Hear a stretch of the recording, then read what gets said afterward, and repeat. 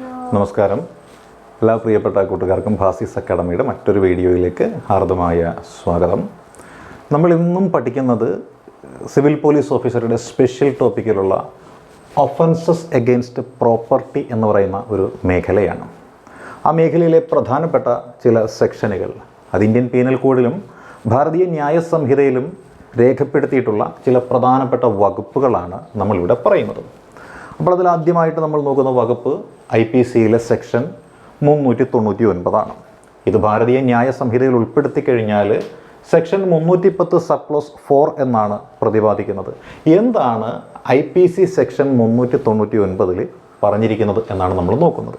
ഇവിടെ പറഞ്ഞിരിക്കുന്ന കാര്യം ഇത്ര മാത്രമേ ഉള്ളൂ. മേക്കിംഗ് പ്രിപ്പറേഷൻ ടു കമ്മിറ്റ് ഡാക്കോയിറ്റി എന്നാണ് പറയുന്നത്. മേക്കിംഗ് പ്രിപ്പറേഷൻ ടു കമ്മിറ്റ് ഡാക്കോയിറ്റി, അതായത് ഒരു സംഘ കവർച്ച നടത്താനുള്ള ഒരുക്കത്തെക്കുറിച്ചാണ് ഇവിടെ പരാമർശിക്കുന്നത്. ഒരു സംഘ കവർച്ച നടത്താനുള്ള ഒരുക്കത്തെക്കുറിച്ചാണ് ഇവിടെ പരാമർശിക്കുന്നത്. ഇതൊരു നോൺ ബെയിലബിൾ ഒഫൻസാണ്, ജാമ്യമില്ലാത്ത ഒരു വകുപ്പാണ് അല്ലേ. ഇതൊരു നോൺ ബെയിലബിൾ ഒഫൻസാണ്. 10 വർഷം പിഴ, തടവ് ഒക്കെ ഈ പറയുന്ന സെക്ഷൻ 399 പ്രകാരം ഉണ്ടാവും. അപ്പോൾ സെക്ഷൻ 399 പ്രകാരം എന്താണ് സംഭവിച്ചിരിക്കുന്നത് വെച്ചാൽ അത് സംഘ കവർച്ച നടത്താനുള്ള ഒരുക്കത്തെക്കുറിച്ചാണ് പ്രതിപാദിക്കുന്നത്. മേക്കിംഗ് പ്രിപ്പറേഷൻ ടു കമ്മിറ്റ് ഡാക്കോയിറ്റി എന്നാണ് ഇതിൽ പറയുന്നത്. ഇതൊരു നോൺ ബെയിലബിൾ ഒഫൻസ് ആണെന്നും ഇതിന് 10 വർഷത്തേക്ക് തടവ് ശിക്ഷയും പിഴയും ജാമ്യമില്ലാത്തൊരു വകുപ്പുമാണ് എന്നാണ് നമ്മൾ മനസ്സിലാക്കേണ്ടുന്നത്. ഇനി നമുക്ക് അടുത്ത സെക്ഷനിലേക്ക് കിടക്കാം. അടുത്ത സെക്ഷൻ എന്ന് പറയുമ്പോൾ IPC സെക്ഷൻ 402 അല്ലേ. IPCയിലെ സെക്ഷൻ 402. ഇത് ഭാരതീയ ന്യായ സംഹിത 310 സബ്ക്ലോസ് 5 പ്രകാരം എന്താണ് പറഞ്ഞിരിക്കുന്നത് നമുക്ക് നോക്കാം. അല്ല, IPC 402 IPC പ്രകാരവും ഭാരതീയ ന്യായ സംഹിത പ്രകാരം 310 അതിന് സബ്ക്ലോസ് ഉണ്ട് 5. എന്താണ് ഇതിൽ പറഞ്ഞിരിക്കുന്നത്? Assembling for purpose of committing dacoity, അതായത് കൂട്ടം ചേരുന്നു. എന്തിനു വേണ്ടിയിട്ടാണ്? കൂട്ടക്കവർച്ച നടത്തുവാൻ വേണ്ടിയിട്ട് വിവിധ സ്ഥലങ്ങളിൽ നിന്നുള്ള പെരുങ്കള്ളന്മാർ വന്ന് ഒന്നിച്ചു ചേരുന്ന ഒരു കൂട്ടമായിട്ട് മാറുന്ന പ്രക്രിയ, അതാണ് assembling for purpose of committing dacoity എന്നാണ് പറയുന്നത്. സംഘക്കവർച്ച നടത്തുന്നതിനായിട്ട് സംഘം ചേരുക എന്നാണ് ഇതുകൊണ്ട് അർത്ഥമാക്കുന്നത്. IPC അതല്ലെങ്കിൽ ഭാരതീയ ന്യായ സംഹിതയിലെ സെക്ഷൻ അല്ലേ, അതാണ് 7 വർഷം തടവുണ്ട്, പിഴയുണ്ട്. ഇതൊരു നോൺ ബെയിലബിൾ ഒഫൻസും കൂടിയാണ്. ഇപ്പോൾ 7 വർഷം തടവും പിഴയും ജാമ്യമില്ലാത്ത ഒരു വകുപ്പുമാണ് IPC സെക്ഷൻ 402. കൂട്ടക്കവർച്ച നടത്താൻ വേണ്ടിയിട്ട് വിവിധ സ്ഥലങ്ങളിൽ നിന്നും വന്ന് കൂട്ടം ചേരുന്ന പ്രവർത്തനം, അതാണ് IPC സെക്ഷൻ 402 പ്രതിപാദിക്കുന്നത്. ഇനി നമുക്ക് IPC 403 എന്താണ് എന്ന് നോക്കാം. അല്ല, IPC 403 എന്താണ്? അത് ഭാരതീയ ന്യായ സംഹിതയിലെ സെക്ഷൻ 314 എന്നാണ് രേഖപ്പെടുത്തിയിരിക്കുന്നത് അല്ലേ. IPC 403 ഭാരതീയ ന്യായ സംഹിതയിലെ സെക്ഷൻ 314 പെടുത്തിയിരിക്കുന്നത്. എന്താണ് ഇവിടെയുള്ളത്? ഇത് ഡിസോണസ്റ്റ് മിസ്അപ്രോപ്രിയേഷൻ ഓഫ് പ്രോപ്പർട്ടി എന്നാണ് ഇതിൽ രേഖപ്പെടുത്തിയിരിക്കുന്നത് അല്ല. എന്താണ് ഡിസോണസ്റ്റ് മിസ്അപ്രോപ്രിയേഷൻ ഓഫ് പ്രോപ്പർട്ടി എന്നാണ് ഇതിൽ പ്രതിപാദിച്ചിരിക്കുന്നത്? വസ്തുക്കളുടെ സത്യസന്ധമല്ലാത്ത വിനിയോഗം അല്ലെ. വസ്തുക്കളുടെ സത്യസന്ധമല്ലാത്ത വിനിയോഗം എന്നതാണ് ഇതുകൊണ്ട് അർത്ഥമാക്കുന്നത് അല്ലെ. വസ്തുക്കളുടെ സത്യസന്ധമല്ലാത്ത വിനിയോഗം എന്നാണ് ഇതുകൊണ്ട് അർത്ഥമാക്കുന്നത്. അതായത് നമ്മുടെ കൈവശം ഏൽപ്പിക്കുന്ന ഒരു വസ്തു അത് നമ്മൾ നല്ല രീതിയിൽ സൂക്ഷിക്കണം, അല്ലാതെ നമ്മളതെടുത്ത് ദുർവിനിയോഗം ചെയ്തു കഴിഞ്ഞാൽ അത് ശരിയാവില്ല എന്ന് പറയുന്നതാണ് IPC 403. അത് ഭാരതീയ ന്യായ സംഹിത 314 പറയുന്നത് ഡിസോണസ്റ്റ് മിസ്അപ്രോപ്രിയേഷൻ ഓഫ് പ്രോപ്പർട്ടി, വസ്തുക്കളുടെ സത്യസന്ധമല്ലാത്ത വിനിയോഗത്തെക്കുറിച്ച് പ്രതിപാദിക്കുന്നു അല്ലേ. ഇതിന് ശിക്ഷയുണ്ട് ചെയ്തു കഴിഞ്ഞാൽ. എത്രയാണ്? ഇന്ത്യൻ പീനൽ കോഡ് പ്രകാരം അതല്ലെങ്കിൽ ഭാരതീയ ന്യായ സംഹിത പ്രകാരമുള്ള ശിക്ഷ എത്രയാണ്? ഇന്ത്യൻ പീനൽ കോഡ് പ്രകാരമാണെങ്കിൽ 2 വർഷം കഠിന തടവുണ്ട്, നോൺ ബെയിലബിൾ ഒഫൻസാണ്, പിഴയുമുണ്ട്. ഇനി ഭാരതീയ ന്യായ സംഹിത പ്രകാരമാണെങ്കിലോ 6 വർഷം അല്ലെ, 6 മാസം മുതൽ 2 വർഷം വരെ, 6 മാസം മുതൽ 2 വർഷം വരെ എന്തുണ്ട്?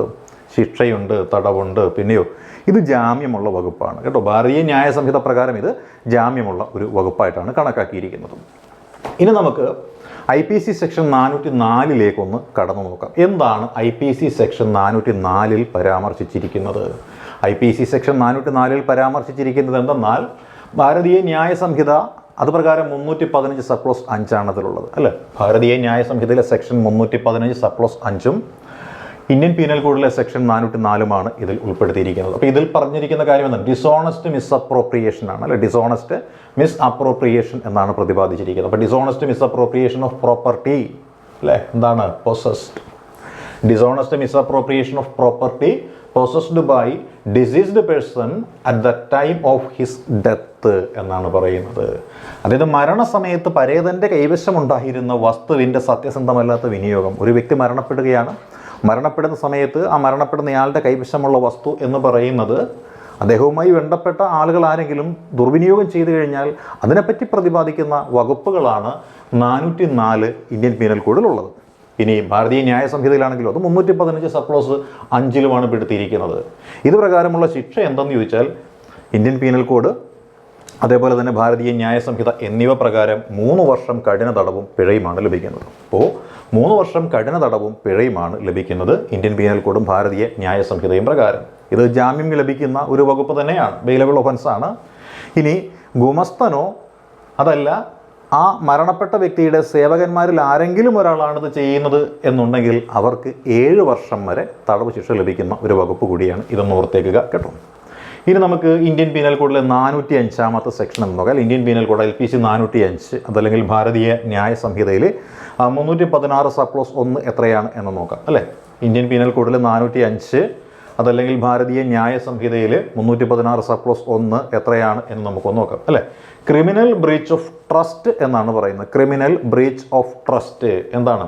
കുറ്റകരമായ വിശ്വാസവഞ്ചനയെക്കുറിച്ച് അല്ലേ, കുറ്റകരമായ വിശ്വാസവഞ്ചനയെക്കുറിച്ച് അതേപോലെ തന്നെ ദുരുദ്ദേശത്തോടെ വസ്തുവകകൾ വിനിയോഗിക്കുന്നതിനെക്കുറിച്ച് നിയമപരമായ കരാറിലെ മാർഗനിർദ്ദേശങ്ങൾ ലംഘിക്കുന്നതിനെക്കുറിച്ചൊക്കെ പ്രതിപാദിക്കുന്ന കാര്യമാണ് ഈ പറയുന്ന IPC 405-ലുള്ളത്.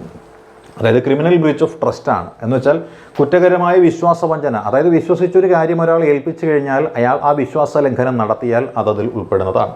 പിന്നെയോ ദുരുദ്ദേശത്തോടു കൂടി വസ്തുവകകൾ വിനിയോഗിക്കുക എന്ന് പറയുന്നത്. അപ്പോൾ ദുരുദ്ദേശത്തോടു കൂടിയിട്ട് വസ്തുവകകൾ വിനിയോഗിക്കുക എന്ന് പറയുന്നത് ഉൾക്കൊള്ളാൻ സാധിക്കാത്ത ഒരു കാര്യം തന്നെയാണ്. പിന്നെയോ നിയമപരമായ കരാറിലെ മാർഗനിർദ്ദേശങ്ങൾ ലംഘിക്കുക എന്ന് പറയുന്നു അല്ലെ. നിയമപരമായ കരാറിലെ മാർഗനിർദ്ദേശങ്ങൾ ലംഘിക്കുക എന്ന് പറയുന്നതും ഈ പറയുന്ന IPC 405 അതല്ലെങ്കിൽ ഭാരതീയ ന്യായ സംഹിത 316 സബ്ക്ലോസ് 1 പ്രകാരം ഉള്ളതാണ് എന്ന് ഓർത്തേക്കുക കേട്ടോ.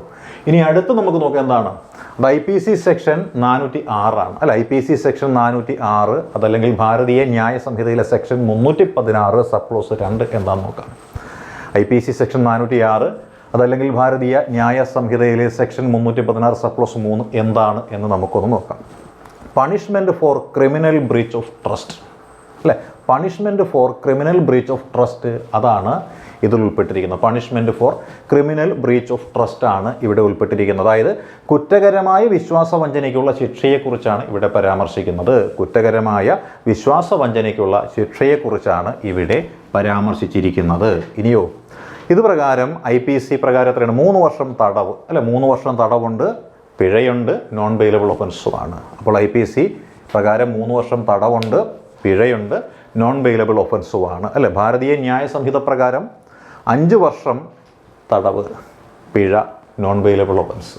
അതാണ് സെക്ഷൻ 406-ലുള്ളത്. അതായത് punishment for criminal breach of trust വിശ്വാസവഞ്ചന നടത്തിക്കഴിഞ്ഞാൽ അതായത് കുറ്റകരമായ വിശ്വാസവഞ്ചനയ്ക്കുള്ള ശിക്ഷയെക്കുറിച്ചാണ് ഇവിടെ പരാമർശിക്കുന്നത്. ഇത് പ്രകാരം 3 വർഷം തടവുണ്ട്, പിഴയുണ്ട്, നോൺ ബെയിലബിൾ ഒഫൻസും ഉണ്ട് അല്ലേ. ഇനി അടുത്ത IPC 407 നമുക്ക് നോക്കാം. IPC 407 ഭാരതീയ ന്യായ സംഹിതയിൽ അല്ല 316 സെക്ഷനാണ്. സെക്ഷൻ 316 സബ്ക്ലോസ് 3 ആണ്. IPC 407 ഭാരതീയ ന്യായ സംഹിതയിൽ സെക്ഷൻ 316 സബ്ക്ലോസ് 3 പ്രകാരം എന്താണുള്ളത്? Criminal breach of trust by carriers etcetera എന്ന് പറയുന്നത്. അതായത് എന്തെങ്കിലും കാര്യങ്ങൾ കൊണ്ടുപോകുവാനായിട്ട് ചുമതലപ്പെടുത്തുന്ന വ്യക്തികളിൽ നിന്നുണ്ടാകുന്ന വിശ്വാസവഞ്ചനയാണ് ഇവിടെ പറയുന്നത്. Criminal breach of trust by carriers etcetera എന്നാണ് പറയുന്നത്. ഒരു കാരിയർ ആയിട്ടുള്ളൊരു വ്യക്തി അല്ലേ കുറ്റകരമായ വിശ്വാസവഞ്ചന കാണിക്കുന്നതിനെക്കുറിച്ച് പരാമർശിക്കുന്ന വകുപ്പാണിത്. ഒരു കാരിയർ ആയിട്ടുള്ള ഒരു വ്യക്തി കുറ്റകരമായ വിശ്വാസവഞ്ചന കാണിക്കുന്നതിനെക്കുറിച്ച് പരാമർശിക്കുന്ന വകുപ്പാണ് ഇത്. അതായത് എക്സാമ്പിളായിട്ട് പറഞ്ഞാൽ ഒരു ചുമട്ടുകാരൻ അതല്ലെങ്കിൽ ഒരു സത്രം സൂക്ഷിപ്പുകാരൻ, ഒരു പണ്ടകശാല സൂക്ഷിപ്പുകാരൻ, ഇവരെ നമ്മൾ സൂക്ഷിക്കാൻ ഏൽപ്പിക്കുന്ന വസ്തു അല്ലെങ്കിൽ ഒരു സ്ഥലത്ത് നിന്ന് മറ്റൊരു സ്ഥലത്തേക്ക് കൊണ്ടുപോകാനായിട്ട് ഏൽപ്പിക്കുന്ന വസ്തു സത്യസന്ധമായിട്ടും കൃത്യമായിട്ടും തിരിച്ചു തരേണ്ടുന്ന ബാധ്യത ഇവർക്കുണ്ടെങ്കിലും ഇവർ അത് ചെയ്യാതെ വന്നു കഴിഞ്ഞാൽ അവർ കുറ്റക്കാരാണ് എന്ന് പറയുന്ന വകുപ്പാണ് IPC 407 ഭാരതീയ ന്യായ സംഹിതയിലെ സെക്ഷൻ 316 എന്ന് പറയുന്നത്. ഇത് പ്രകാരം ശിക്ഷ എത്രയാണ്? 7 വർഷം വരെ തടവുണ്ട്, പിഴയുണ്ട്, നോൺ ബെയിലബിൾ ഒഫൻസും കൂടിയാണ് ഇത് എന്ന് ഓർത്തേക്കുക. അപ്പോൾ നമ്മളിപ്പോൾ പഠിച്ചുകൊണ്ടിരിക്കുന്നത് എന്താണ്? സ്പെഷ്യൽ ടോപ്പിക്കാണ്. സിവിൽ പോലീസ് ഓഫീസർ പരീക്ഷയുടെ സ്പെഷ്യൽ ടോപ്പിക്കിൽ ഒഫൻസസ് അഗൈൻസ്റ്റ് പ്രോപ്പർട്ടി എന്ന് പറയുന്ന മേഖലയുമായി ബന്ധപ്പെട്ടിട്ടുള്ള കാര്യങ്ങളാണ് പഠിച്ചുകൊണ്ടിരിക്കുന്നത്. പഠിക്കുന്ന കാര്യങ്ങൾ മനസ്സിലാക്കി പഠിക്കുക. പരീക്ഷ എഴുതുന്ന എല്ലാ കൂട്ടുകാർക്കും വിജയാശംസകൾ നേരുന്നു. All the best.